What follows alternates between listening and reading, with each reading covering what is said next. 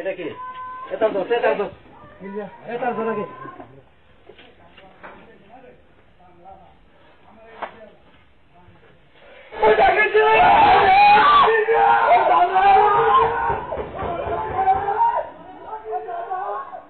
দানশালিক ইউনিয়নের দানশালিক বাজারের পাশে আমাদের নুরুল ইসলাম জিয়াদ ভাইয়ের বাড়িতে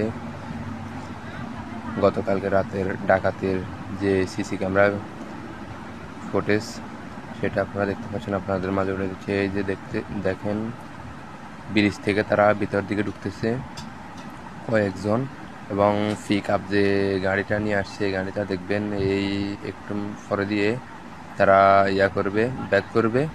এই যে হ্যাঁ ব্যাক করতেছে, এই ব্রেক কাটাইতেছে আর একটা ঢুকতেছে এখন তাদের ঘর ঢুকে যাবে।